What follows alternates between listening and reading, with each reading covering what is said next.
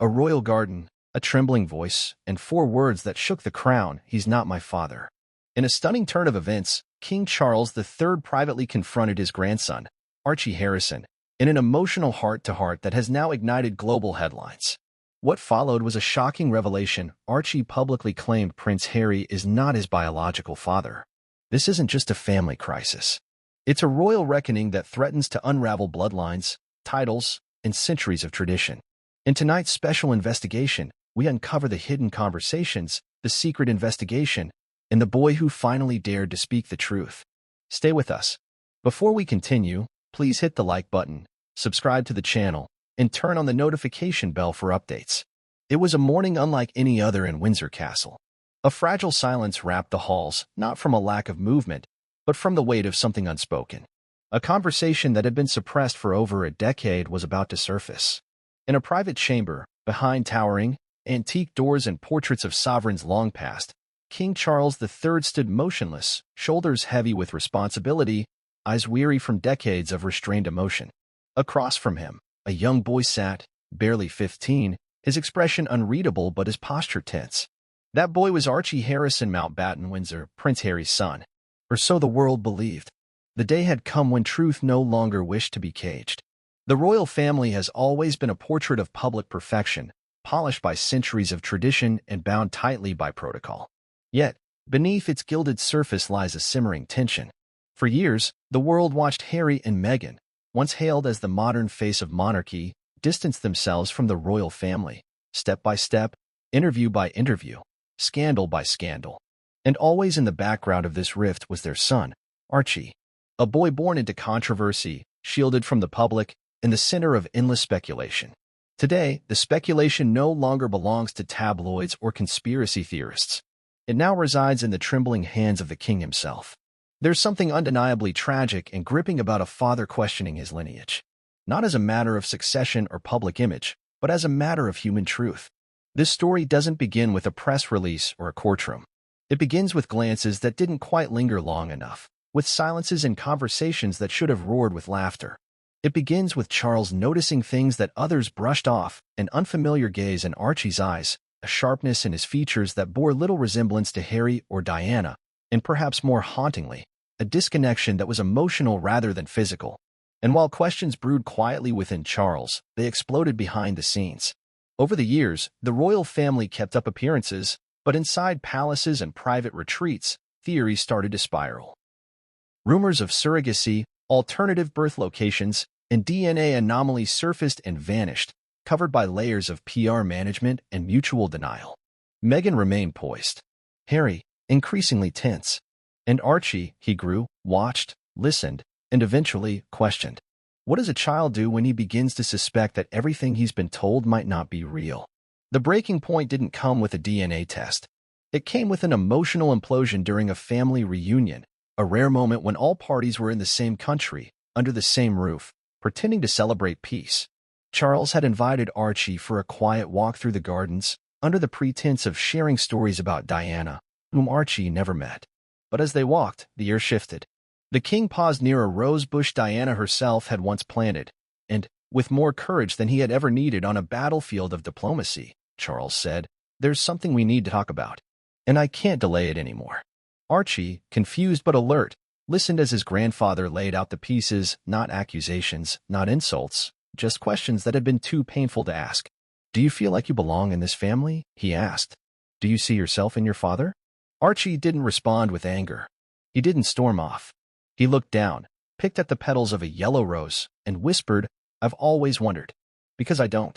Those 4 words shattered decades of silence. This introduction isn't just about royalty.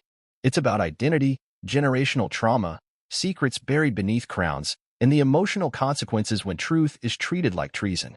The revelation that followed would not only fracture relationships within the House of Windsor, but would ripple across institutions, media, and the public psyche. If Prince Harry is not Archie's father, what does that mean for the line of succession? For the titles bestowed upon him? For the future of the monarchy itself? But more than that, what does it mean for a child? As the confrontation unfolded, so too did a flood of memories from those closest to Archie, caregivers who noticed odd medical requests, former staff who recall secrecy surrounding Meghan's pregnancy. and extended family members who had always felt a wall between themselves and the boy supposedly destined for royal greatness. The puzzle pieces began to rearrange themselves, and the final image was one that nobody in the royal family, or the world, was prepared to see. This story will unravel every detail, from the very beginning of Harry and Meghan's romance to the surrogacy rumors that followed Meghan's pregnancy like a shadow, from Charles's private doubts to Archie's public confession. You will hear from insiders, watch timelines collapse under scrutiny, and witness the emotional fallout of a family that has been torn between truth and tradition. By the time this story ends, you won't just be questioning Archie's paternity. You'll be asking, how far will a royal go to preserve a lie? And what happens when a child decides to tell the truth? In this special exposé, we bring you inside the palace walls to uncover the conversations the monarchy never wanted to have, especially not in public. The journey is not just about bloodlines. It's about betrayal, legacy, and a young boy's desperate quest to discover who he really is. So brace yourself. Because the moment Archie said, "He's not my father," he didn't just break silence, he broke the system. It's no secret that the British royal family has endured its fair share of turbulence over the years, but nothing could have prepared the world, or the institution itself, for the chain of emotional and constitutional aftershocks that followed Archie Harrison's quiet but devastating revelation. Before we dive into the intricacies of that bombshell moment, we need to understand the pressure cooker environment that created the perfect storm. This wasn't an isolated rupture. It was the culmination of years, perhaps decades, of internal fractures. The House of Windsor has, in recent years, resembled a porcelain statue visibly perfect, but one wrong tap and the cracks reveal themselves. The abdication of King Edward VIII, the public collapse of Princess Diana's marriage, Prince Andrew's ongoing controversies, and most recently, Prince Harry and Meghan Markle's controversial departure from royal duties. Each added a fresh fault line to the foundation. But at the heart of the latest crisis isn't scandal for scandal's sake. This time, it's personal. It's about paternity, authenticity, and trust. When Harry and Meghan stepped back from royal duties in 2020, the press dubbed it Megxit, a term that trivialized what was, in reality, a monumental decision with ripple effects across the globe. It wasn't just about relocating to North America or turning down royal engagements. It was a declaration of emotional independence. Meghan described the royal lifestyle as isolating and harmful. Harry, long known as the rebellious royal, seemed ready to shed his old skin and reinvent himself, husband, father, global philanthropist, and now, distant royal. At the time, many assumed their motives were purely professional, the desire for privacy, control over public image, and the avoidance of toxic press coverage. But what if the real reason was more deeply embedded in personal truths too dangerous to reveal while still on royal soil? What if they were running not just from scrutiny, but from secrets? Archie Harrison's birth was shrouded in mystery from day one. Unlike previous royal births, Meghan and Harry chose not to reveal their son's place of birth until days after the fact. Speculation ran rampant. Why were no hospital photos released? Why was the birth announcement so carefully worded, excluding precise details that the public had grown accustomed to from previous royal baby arrivals? Was it just a matter of privacy, or was something far more strategic at play? Within palace walls, eyebrows were raised, though lips remained sealed. The Queen was reportedly delighted at Archie's arrival, but her statements were carefully scripted. Prince Charles, then still Prince of Wales, issued a brief congratulatory note. William and Kate followed suit, but the warm familial aura that traditionally surrounds such royal announcements was noticeably absent. And among palace insiders, whispers began. Whispers that Meghan's pregnancy seemed unusually concealed. Whispers that staff were restricted from entering certain rooms. Whispers that doctors were required to sign confidentiality agreements unlike anything previously enforced. At the time, few dared to ask the obvious, was there something the couple was hiding? Fast forward to Archie's early childhood. While most royal children make occasional public appearances, smiling from balconies or toddling through gardens, Archie was a ghost. Paparazzi scrambled to catch blurry glimpses. The press obsessed over grainy photos and unverified tips. Meghan and Harry insisted they wanted their child to grow up away from the spotlight, and who could argue with that? But the absence only fueled curiosity. Then came the Oprah interview. Broadcast to millions, it was a historic moment of reckoning. Meghan spoke about suicidal thoughts, racism, and her mental health struggles within the royal institution. Harry echoed her pain, revealing that his father, now King Charles, had at one point stopped taking his calls. In the midst of all this, a particularly loaded moment occurred. When asked why Archie wasn't given the title Prince, Meghan hinted at a deeper reason, suggesting it wasn't just about royal protocol. The world focused on the racism allegation. But in palace circles, a quieter interpretation began to take root. Was there something about Archie's identity that couldn't be squared with royal lineage? Privately, the palace was in chaos. Relations between Charles and Harry were nearly non-existent. William, ever the stoic heir, reportedly tried to mend fences, but even he was growing increasingly frustrated. Harry's memoir, public speeches, and media appearances didn't help. And behind all the noise, King Charles began to reflect, not just as a monarch, but as a grandfather. Charles had always been a complex figure. To the public, he was the patient heir, finally ascending after a lifetime of waiting. To his family, he was more enigmatic. Some called him cold, others emotionally repressed. But one thing he was not, was a fool. He started noticing things. Subtle details. Archie's accent. His behavior. Questions he would ask that hinted at things he shouldn't know. And perhaps most unsettling, his sense of distance, not just from the monarchy, but from Harry himself. Sources close to the royal family say that during a family Zoom call, Archie once referred to Harry as the man who lives with mommy. It was dismissed as childish semantics, but it haunted Charles. Meanwhile, Meghan had retreated from the public stage in some ways but doubled down in others, launching lifestyle brands, podcasting, guest editing magazines. Her every move was calculated. Harry, on the other hand, began showing signs of fatigue. There were moments, fleeting, unscripted, when he seemed less certain, less composed. Some noticed how he clutched his wedding ring anxiously during interviews, how his smile often didn't reach his eyes. And in the background, Charles waited. The opportunity to confront the truth came unexpectedly. A family memorial service at Balmoral drew the entire clan back together under the guise of unity. Harry and Meghan flew in, surprisingly agreeing to stay at the estate. It was during this visit that Charles took Archie aside. The young boy, now old enough to ask difficult questions, had been growing curious about his ancestry.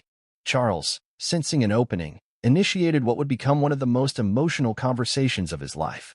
This wasn't about royalty. This was about truth.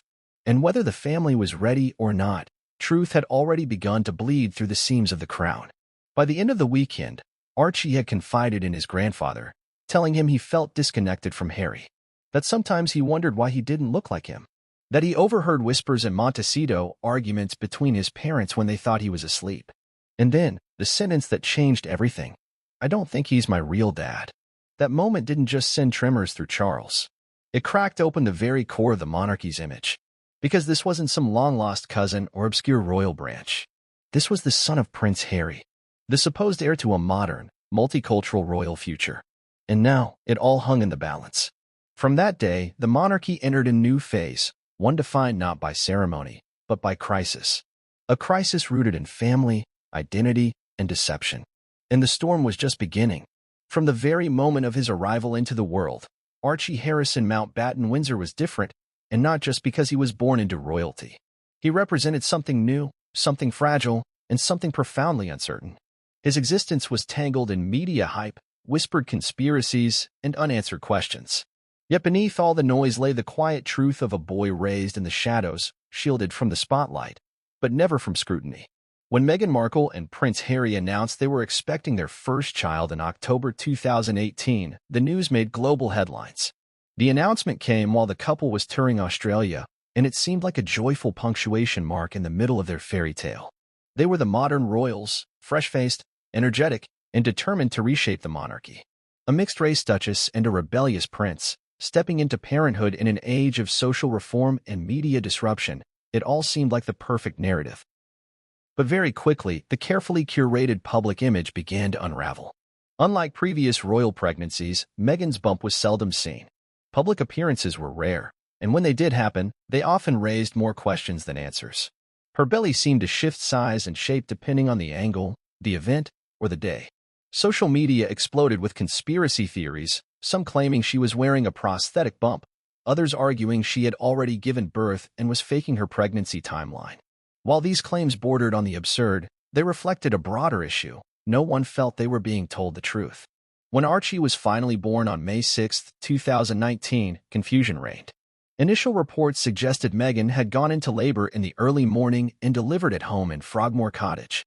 But then Buckingham Palace issued a statement suggesting she had given birth at the Portland Hospital in London.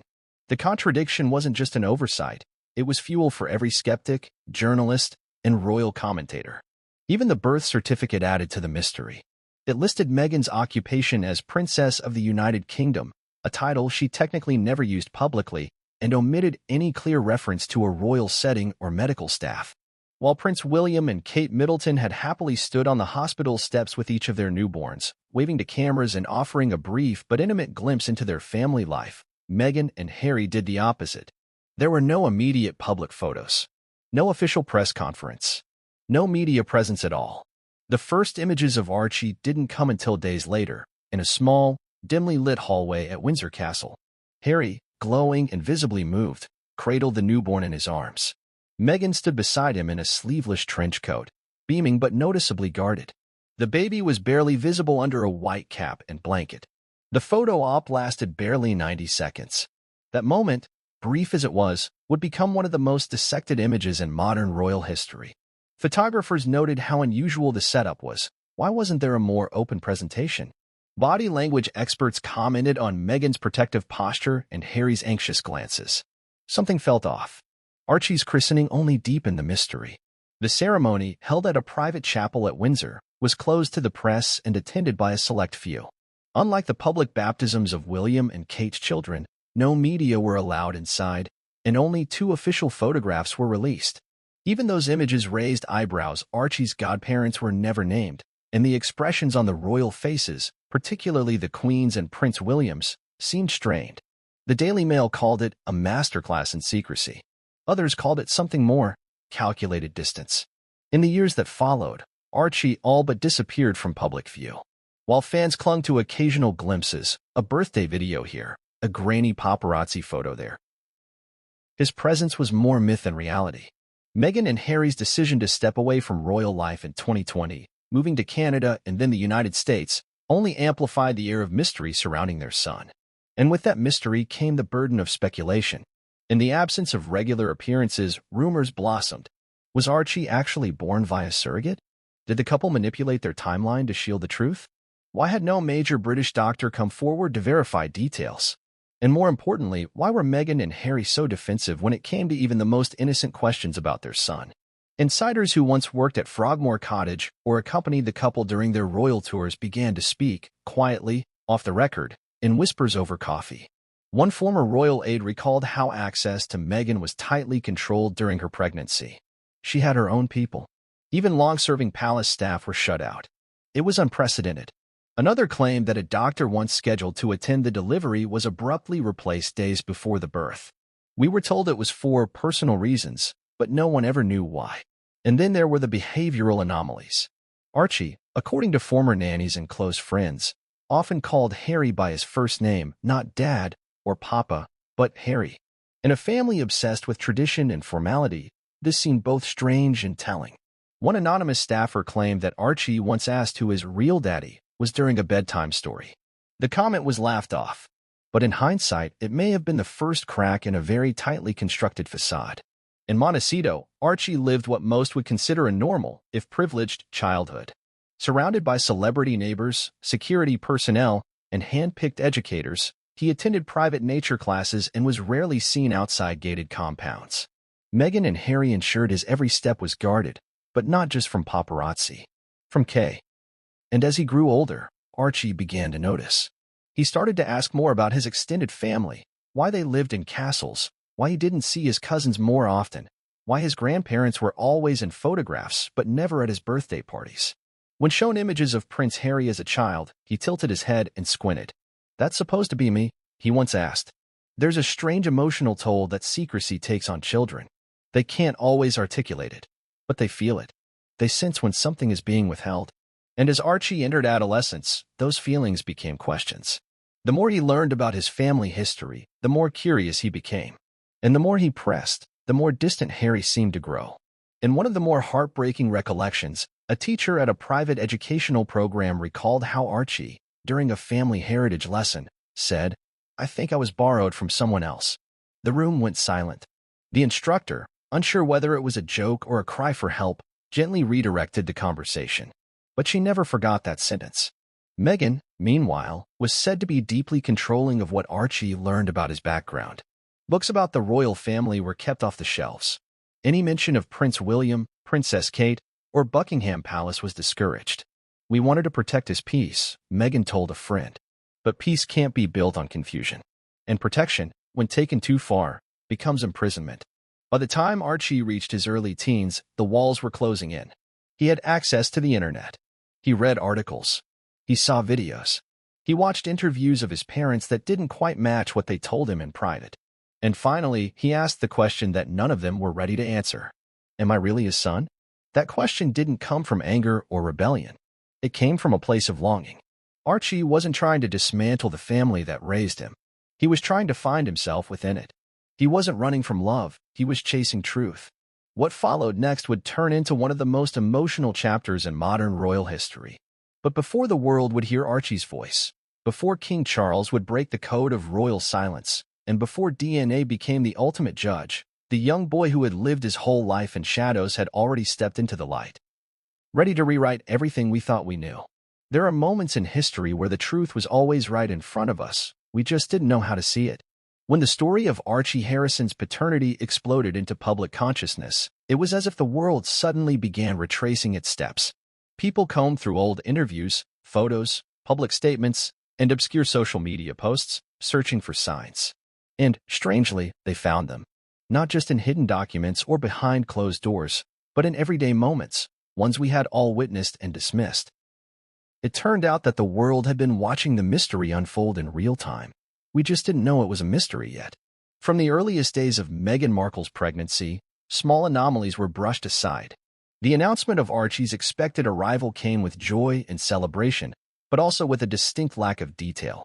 Royal watchers noted the absence of any confirmation from medical professionals or royal doctors, unusual for such a high-profile birth. No official due date was offered. The bump seemed to appear, disappear, and reappear depending on the angle or event. Meghan's clothing choices varied wildly, sometimes hiding the bump completely, other times showing it off like a spotlight. Nothing consistent. Nothing quite natural. Still, these were dismissed as the kind of petty observations tabloids thrive on. It was easier to accuse the press of being too invasive than to confront the possibility that something wasn't adding up. But then came the peculiar handling of Archie's actual birth. As we touched on earlier, the location of his delivery was unclear, with 2 different hospitals listed in early reports. No royal standard was flown at Buckingham Palace to mark the birth, as tradition dictates. Instead, a vague press release came hours after the fact, stating Meghan had gone into labor that morning. Only later was it revealed that Archie had already been born hours earlier. Why the delay? Why the confusion? Photos from those early days raised more red flags. In the official family portrait, viewers noticed the unusual grip with which Meghan held Archie. Others commented on the baby's positioning oddly rigid, almost doll-like.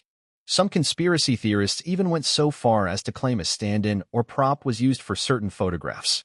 Of course, these claims were dismissed as unhinged at the time.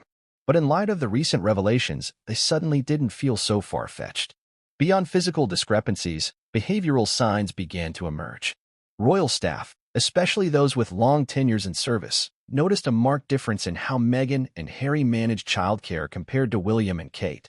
There were whispers that Harry appeared uncomfortable around the baby. One staff member, speaking anonymously, noted that Harry rarely held Archie in public or in private. It was strange, the insiders said. He was always a bit distant. He doted on Meghan, but seemed awkward when Archie was around, like he didn't know what to do. There were also peculiarities in scheduling. Unlike other royal couples, Meghan and Harry kept their baby's routine shrouded in secrecy. No one outside their personal bubble was allowed to feed, bathe, or care for Archie without direct supervision.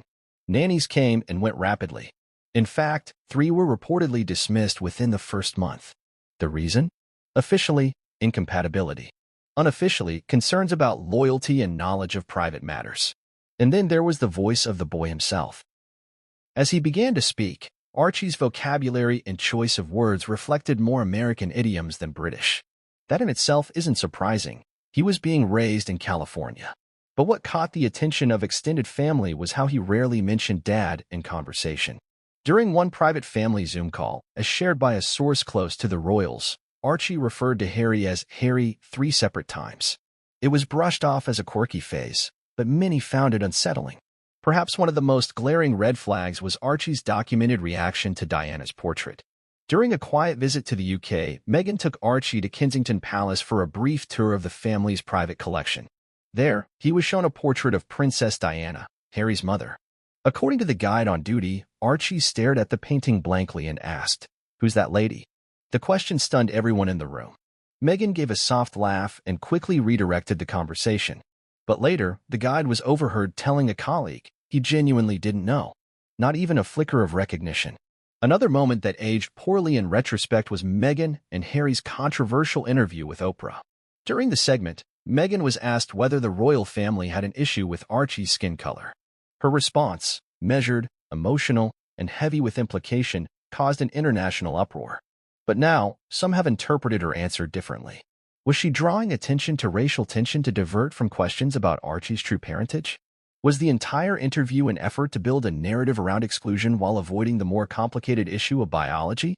There were also gaps in legal documents. In California, where Archie now resides, school registration documents reportedly list Harry as the legal guardian, but omit certain medical history fields. One leaked email exchange between school administrators and Meghan's team reportedly ended with a blunt statement: "Personal details are not public information, and any omission is for the child's safety." Fair enough. But again, why the insistence on omission? Perhaps the most heartbreaking clues, however, came from Archie himself. In casual conversations with close friends of the family, he began asking questions that no child should have to ask. If I'm really a prince, why don't I get to go to the palace? Why do I look different from Papa? Why doesn't anyone from England send me cards? Innocent queries on the surface. But they carried a weight far beyond curiosity. Publicly, the royal family maintained a stiff upper lip. Charles continued his duties, William focused on his own family, and the Queen remained resolutely silent. But internally, meetings were being held. DNA testing was discussed. Legal ramifications explored. Because if Archie wasn't truly Harry's biological son, it meant he was not in the line of succession. It meant everything from titles to trust was based on a lie. What the world had missed wasn't due to ignorance. It was a failure of imagination. No one wanted to believe that such a fundamental truth could be manipulated. But as more people began to speak, nannies, aides, medical staff, family, friends, the truth began to crystallize. It wasn't a single moment that revealed the truth. It was 100 small ones. Moments we all saw. We just didn't know what we were seeing. By the time Archie himself confirmed the truth, those signs, those little missed clues, had taken on an entirely new meaning. Every delayed photo, every awkward glance, every unsaid word now echoed with painful clarity. The world had been watching a fiction unfold. And the boy at the center of it all was finally ready to turn the page. For all his public stoicism and carefully measured words, King Charles III has always been, beneath the crown, a man of deep contemplation and emotion. To the public, he often appeared cold, maybe even disconnected, but those close to him know otherwise. He is a man who internalizes conflict, who waits and watches before acting, and who seldom confronts until there is no other choice. That is what made his growing suspicion about Archie Harrison not only emotionally devastating but tragically inevitable. The suspicions didn't come crashing in with some scandalous revelation. They crept in quietly, like a slow, unwelcome fog, moments that seemed insignificant until they formed a pattern too deliberate to ignore. Charles, a grandfather twice over by the time Archie was born, had grown accustomed to the early days of royal babies. He'd held George and Charlotte when they were just days old. He bounced Louis on his knee. He knew the feeling of holding Legacy in his arms. But when he held Archie for the first time, something felt off. It wasn't that he didn't feel love. Charles had always wanted to be close to Harry's children. Despite their strained relationship, he looked forward to the idea of healing those wounds through the next generation. But when he looked down at Archie's face, he was startled by how unfamiliar it felt. There was no spark of familiarity, no glimmer of Diana in the baby's eyes, no trace of the Windsor profile that marked his own childhood photographs. Still, Charles pushed the feeling aside. Babies change, he told himself. Features morph with time. It would be silly, even offensive, to question such things at such an early stage. But the doubt remained. Over time, Charles's unease grew, not because of one moment, but because of several. When Archie was a toddler, the king, then Prince of Wales, had invited Harry and Meghan to Balmoral for a private retreat. It was supposed to be a moment of bonding.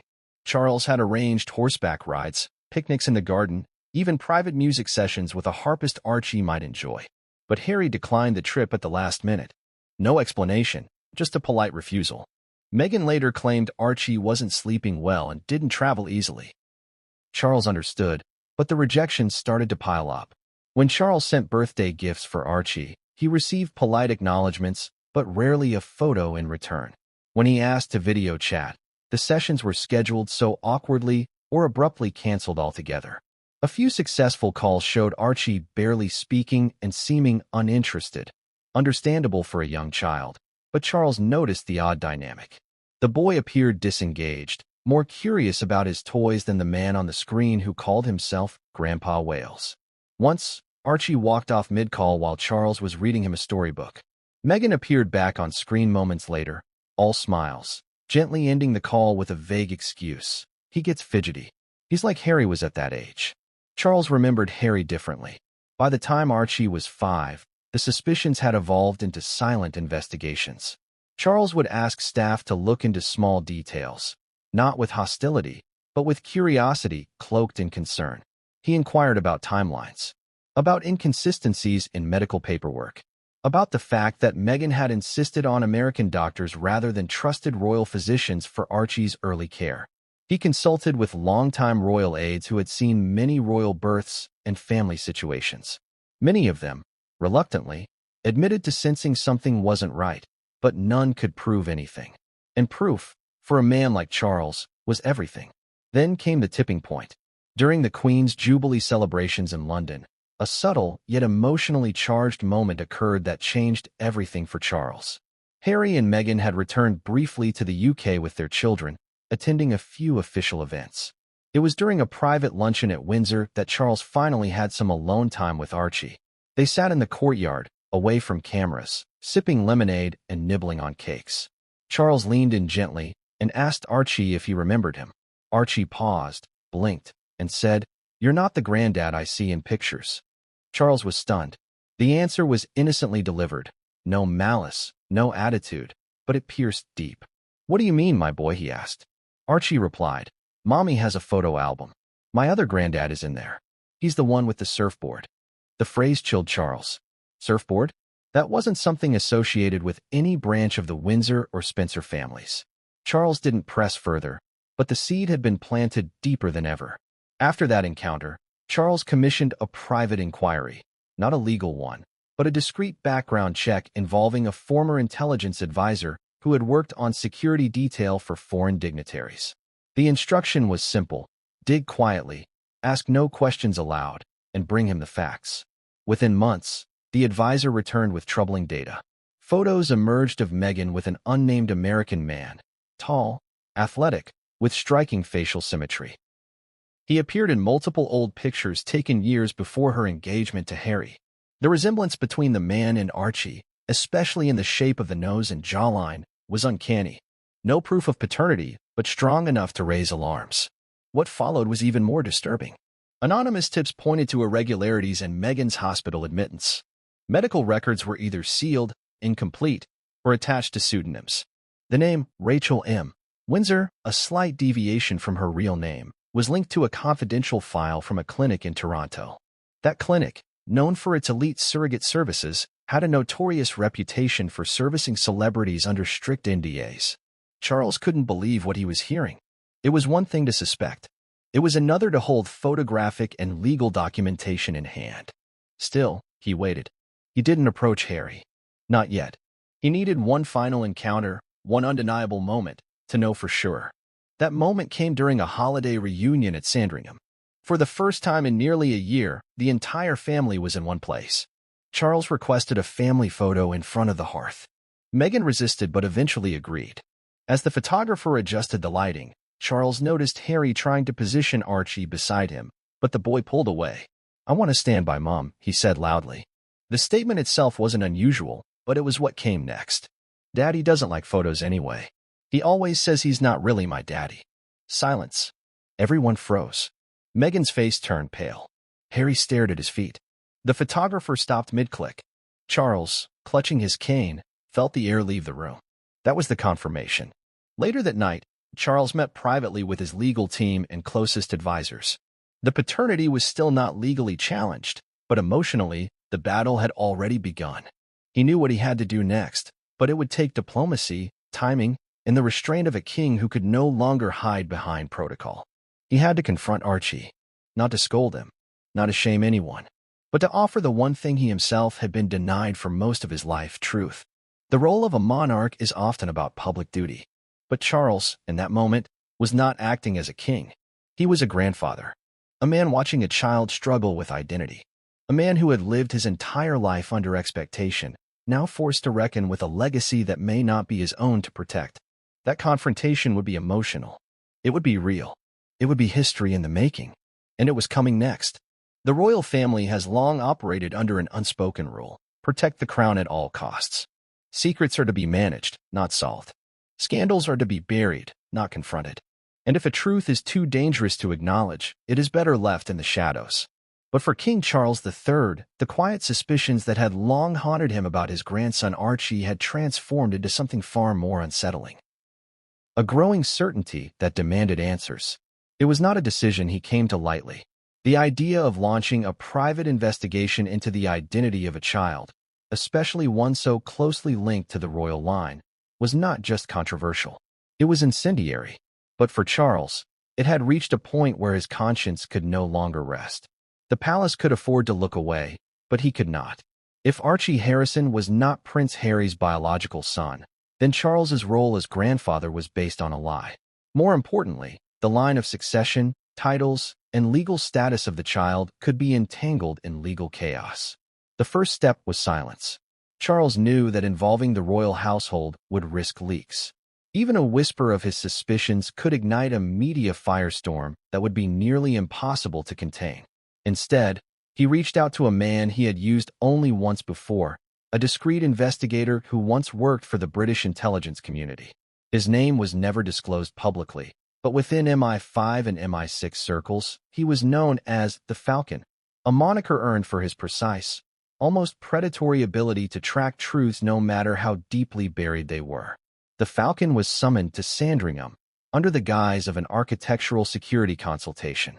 Charles met with him privately in the king's private library, an oak-paneled room lined with centuries-old leather-bound books and guarded by silence thicker than the drapes on the windows.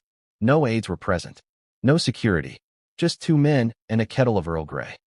"I need clarity," Charles said, sliding a single photograph across the table. It was an image of Archie, taken during the Jubilee celebration. "There are things I've seen, things I've felt, but feeling is not fact. I want you to tell me, who is this boy, really?" The Falcon didn't flinch. He asked no unnecessary questions, only a quiet nod. His investigation began immediately. The first phase was digital. He accessed archived footage from every public appearance of Archie, cross-referencing them with private images the palace had secured over the years. Facial recognition software, developed for military surveillance, was applied to determine facial symmetry, eye spacing, bone structure, and ear patterning, markers often used in paternity analysis when DNA is unavailable. The results were unsettling. While there was a slight match to Meghan Markle, the algorithm determined less than a 20% likelihood that Archie shared any facial patterning with Prince Harry. Still, this wasn't conclusive. People can look different from their parents. Charles knew this. He demanded more. The next phase required travel, quiet, careful, anonymous. The Falcon flew to Toronto, where Meghan had lived during her time filming Suits. There, he began to unearth a series of private medical visits made under an alias, Rachel M. Windsor. The alias was just close enough to her full name, Rachel Meghan Markle, to slip past basic scrutiny, but deliberate enough to deflect deeper investigation. The dates of her visits, one in August 2018, another in January 2019, raised serious questions. They aligned not with traditional prenatal checkups, but with consultation periods typically associated with surrogacy planning. The clinic in question was known for its discretion. It serviced celebrities, high-profile politicians, and billionaires from across the globe. Its location, shielded by privacy hedges and protected by facial recognition gates, made physical access nearly impossible. But the Falcon didn't need to walk through the front door. He tracked a former nurse who had left the clinic quietly 2 years ago after a non-disclosure dispute. After several days of quiet surveillance, he approached her not with threats, but with the truth. "I represent someone who believes he's been lied to about his own family. He's not looking to punish. He's looking to understand. That child deserves the truth." The nurse hesitated. Then she nodded. She confirmed Megan had used the clinic for private fertility consultations. She wasn't allowed to see the embryo details. Those were locked behind coded access, but she had assisted in scheduling visits for Megan with a specialist in reproductive law, typically used in surrogacy contracts. Though she couldn't confirm a surrogate was used, she could confirm Megan never underwent any major procedures during her time there that would suggest a natural pregnancy. Meanwhile, the Falcon returned to the UK and shifted focus to the digital paper trail in California. Working through encrypted databases and legal filings, he accessed school registration forms, insurance policies, and public records attached to ARCHIE. What he found was a consistent omission of medical history, something required by most institutions for young children.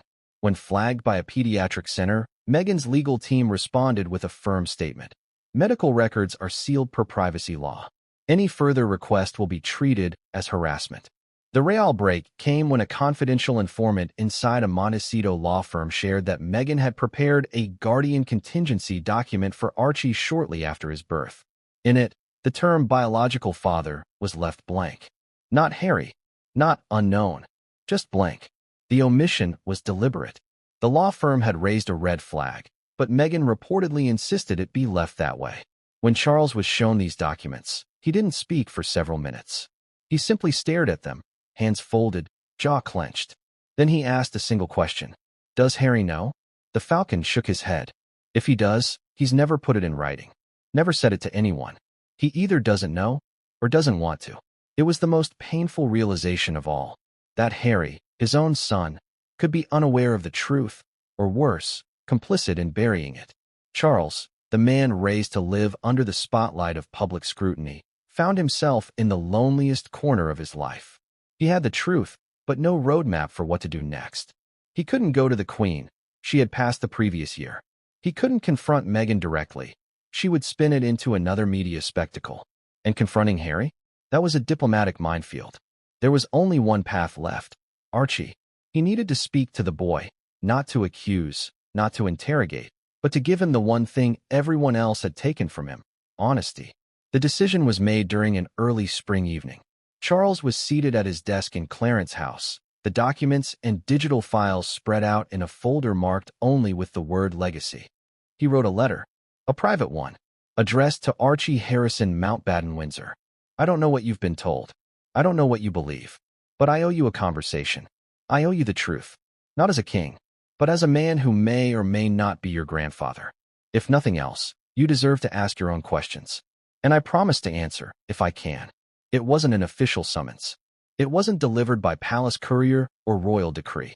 It was mailed, ordinary postage, no seal, just an envelope tucked inside a book, The Little Prince. A few weeks later, Archie arrived at Balmoral with Megan under the pretense of a holiday visit.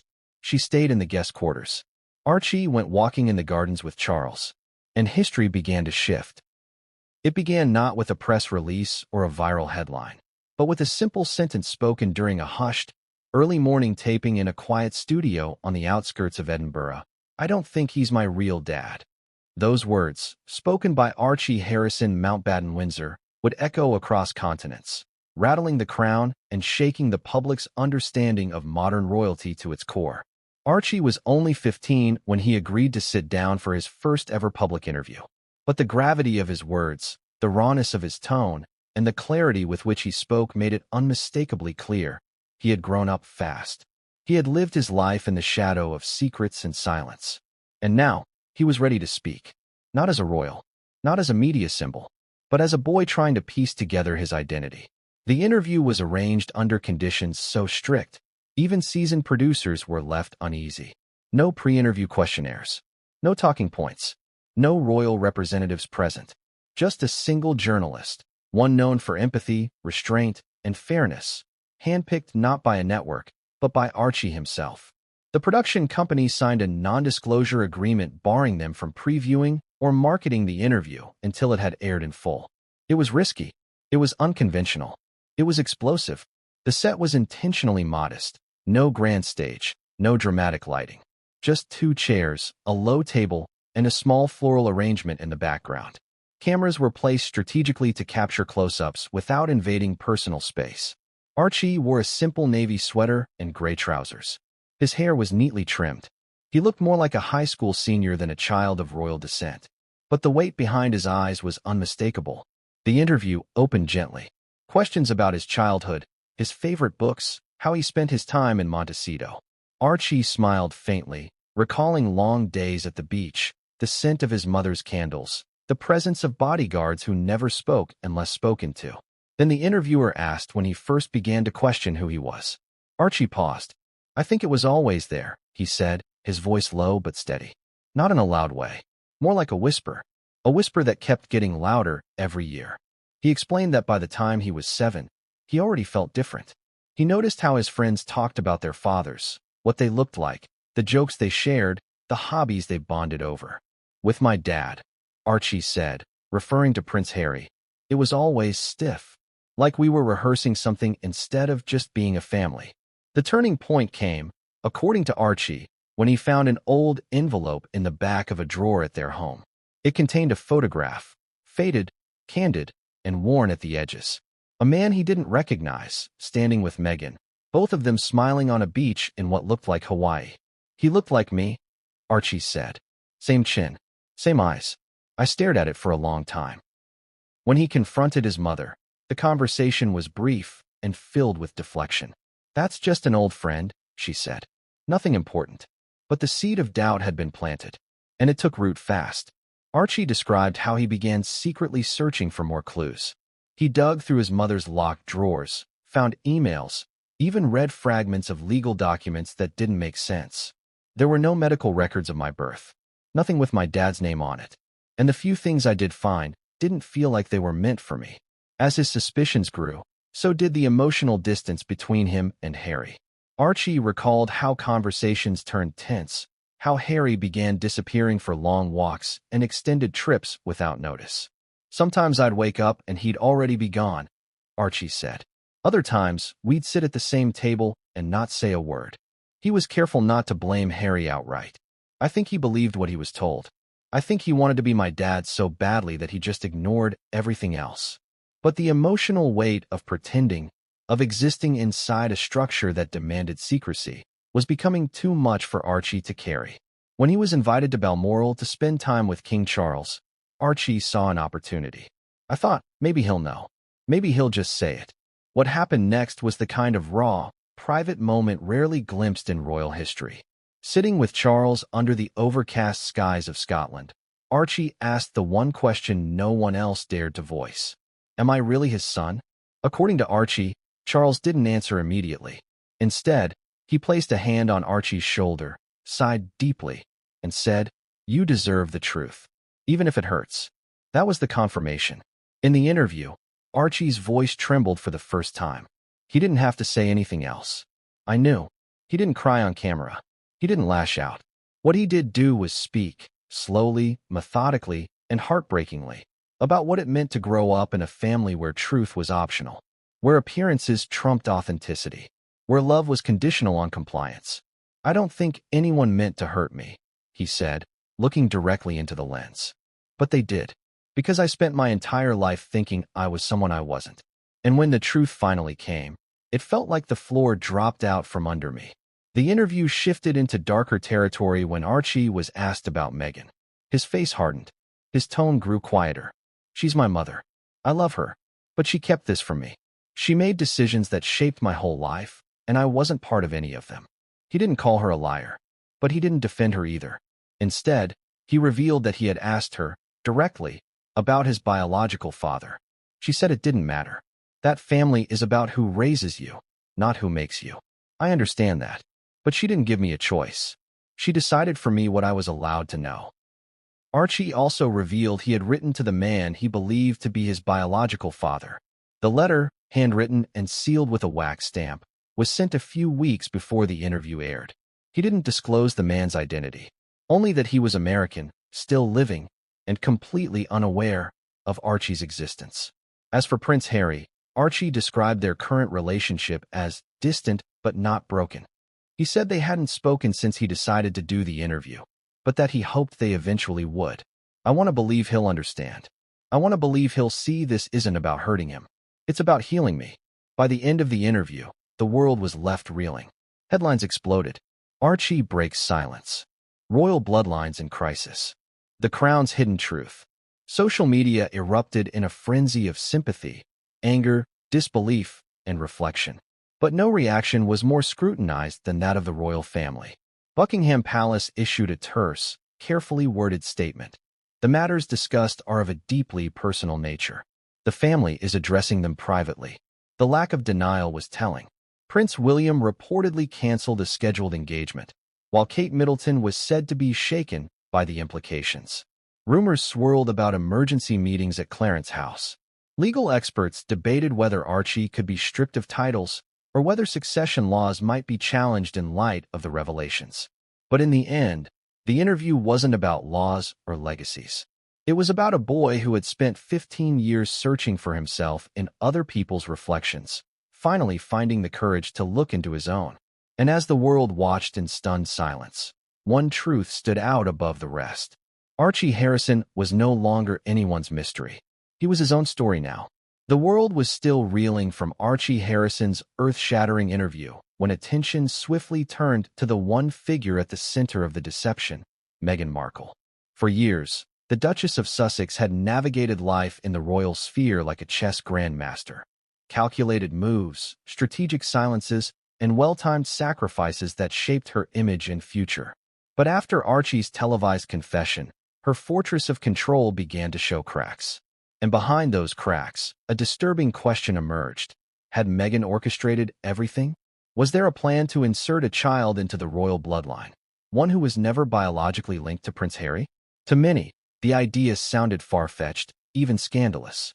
But to insiders and former confidants, it was a theory that had long existed in hushed tones behind closed doors. In the days following Archie's interview, several former members of Meghan's inner circle stepped forward, no longer willing to stay silent. Among them was a former staffer who had worked closely with Meghan during her final months in the UK. Speaking under anonymity, the aide revealed disturbing details about Meghan's handling of her pregnancy, her behavior during high-level meetings, and most of all, her obsession with legacy. Everything she did was about legacy, the aide said. She would talk about bloodlines, power, and how optics mattered more than truth. She said the public believed what they were shown, not what was real. The staffer recalled one specific moment that chilled her. Meghan was reviewing press clippings shortly after the birth announcement and turned to the team with a grin. They bought it, she said. Every word. From the outside, Meghan had always positioned herself as a disruptor of tradition, a woman who challenged outdated royal practices and pushed for modernity. But now, her narrative was unraveling. Investigations began to dig deeper, not just into medical records or birth certificates, but into her behavior before and after Archie's birth. Patterns began to emerge. Patterns that suggested a long-game strategy was in play. For starters, there was the issue of the medical secrecy. Unlike Kate Middleton, whose pregnancies were overseen by royal physicians and documented meticulously, Meghan had created a barrier between herself and the royal medical staff. She insisted on using her own team, some of whom had no official affiliations with any UK hospitals. More alarmingly, it was discovered that many of these private physicians were flown in discreetly from North America, an unusual and expensive move, even for royalty. A royal advisor, who later resigned citing irreconcilable differences, revealed that Meghan routinely refused basic wellness checks that would have been standard during a royal pregnancy. She said it was about privacy, the advisor stated, but it felt more like avoidance. She didn't want anyone looking too closely. Then there were the gag orders. Staff assigned to her team were required to sign NDAs far more restrictive than any previously used in royal households. Some were even threatened with legal action if they discussed anything beyond scheduling and logistics. One junior aide recounted being abruptly dismissed after asking if Meghan would be using the traditional royal birthing suite. But perhaps the most damning revelations came from someone once considered her closest ally, a former best friend from Los Angeles who had stood by her side long before she became a duchess. Their falling out had been quiet, but bitter. After watching Archie's interview, the former friend came forward with screenshots of conversations that stunned investigators. In the messages, Meghan spoke candidly about the necessity of securing royal bloodline access. "Harry's sweet, but confused," one message read. "He'll do anything to prove he's not like his family. That's what I need." Another message included a reference to external options and contractual timelines related to childbirth. While not definitive, the language was suggestive. And paired with everything else, it painted a picture of intentional deception. The friend also claimed that Meghan had privately expressed disdain for the royal rules, calling them cages dressed in silk. According to her, Meghan had once said, "If I play my cards right, I can rewrite the rules, maybe even the players." All of this fueled speculation that Archie's alleged biological origins were not the result of some tragic misunderstanding, but part of a broader plan, one that began even before Meghan stepped foot into Buckingham Palace. Theories began to flood online. Analysts and biographers debated whether Meghan's goal was simply fame or whether she was laying the groundwork for a new type of influence, one where she held the crown's most valuable commodity, its future, outside the institution's grasp. The financial gains were hard to ignore. Since stepping down from royal duties, Meghan and Harry had inked multi-million-dollar deals with streaming giants, publishing houses, and lifestyle brands.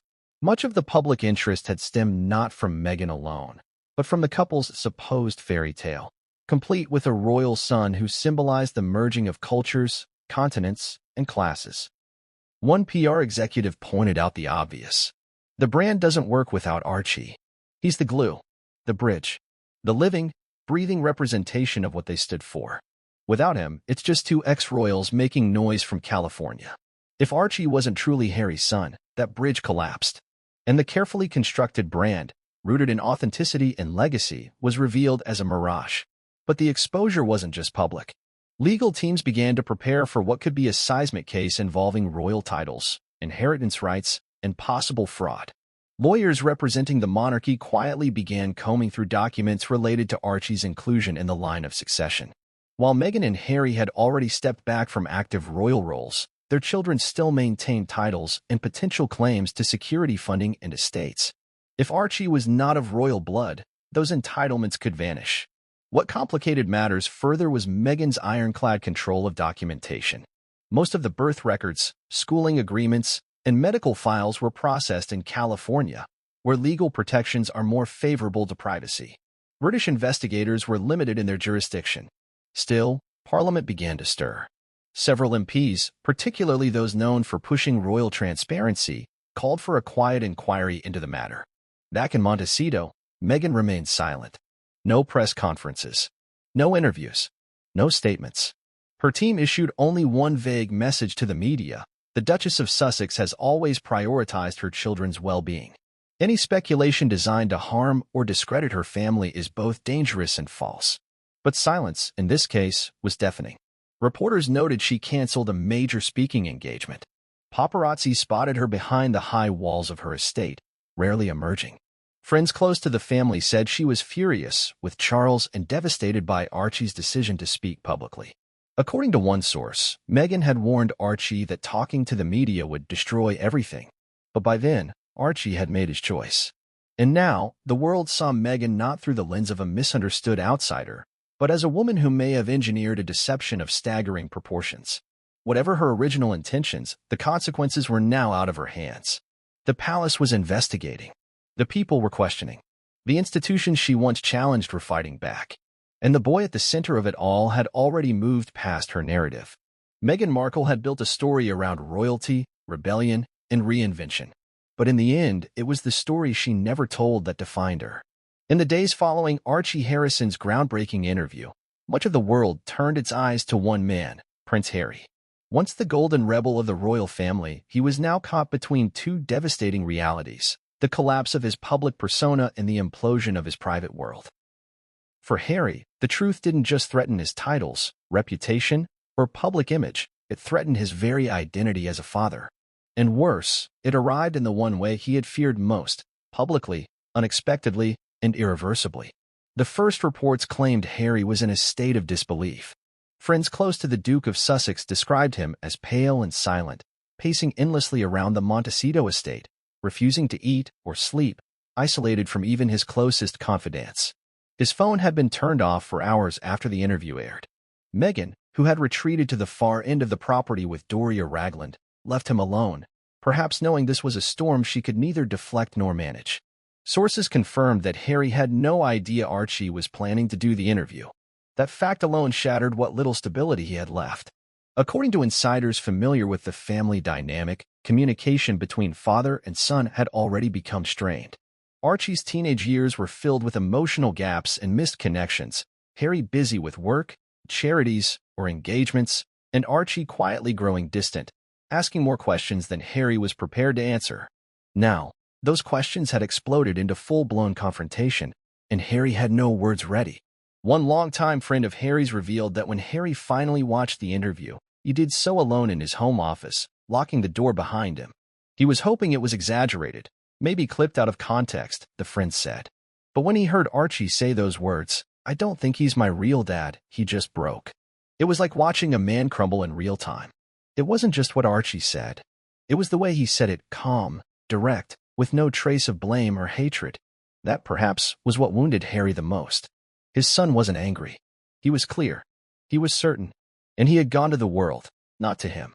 For someone who had spent his entire life under the scrutiny of the press, Harry's greatest fear had always been reliving the public trauma that came with his mother's death. He spent years shielding his wife and children from that glare.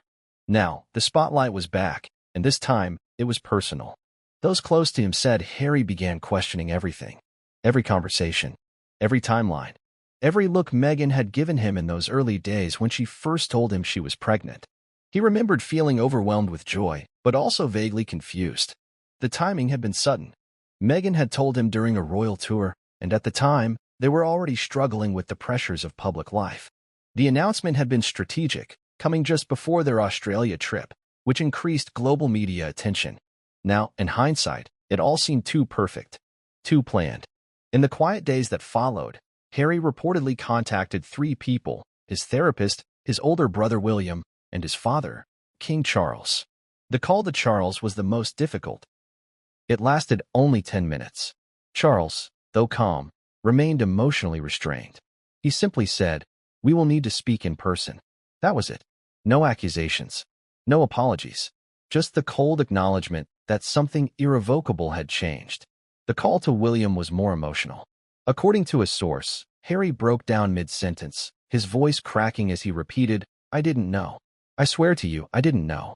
William, still processing his own shock, was said to have remained mostly silent on the line, offering little comfort. Their relationship, already fractured, now hung by a single, fraying thread. But the conversation with his therapist was perhaps the most telling. In that private session, Harry reportedly admitted he had long felt a disconnect from Archie. "I thought it was just me," he said. "I thought maybe I didn't know how to be a dad. Maybe I was carrying too much pain from my past." The therapist reportedly responded, "Or maybe you were sensing something deeper, something unspoken." The possibility that Meghan had deliberately deceived him was one Harry couldn't accept. Not immediately. He loved her, fought for her, left his country for her. To believe she had manipulated him into fatherhood, with a child that wasn't biologically his, was a betrayal that cut deeper than anything he had ever experienced. Still, he had questions, and he needed answers. In a private confrontation, Harry reportedly demanded that Meghan tell him everything. The argument was loud enough that neighbors later confirmed hearing shouting from inside the home. "Who is he?" Harry reportedly yelled. "Who is the man you kept from me?" Meghan, according to a source familiar with the conversation, refused to answer directly. She insisted it didn't matter, that Archie was his son in every way that counted. But Harry wasn't satisfied with philosophical defenses. He wanted names, dates, truth. When she refused again, Harry packed a bag and left the house. He checked into a hotel under a false name, staying there for nearly a week, leaving only once to visit a private medical lab for a paternity test. Whether the test confirmed Archie's biological origin remains unverified.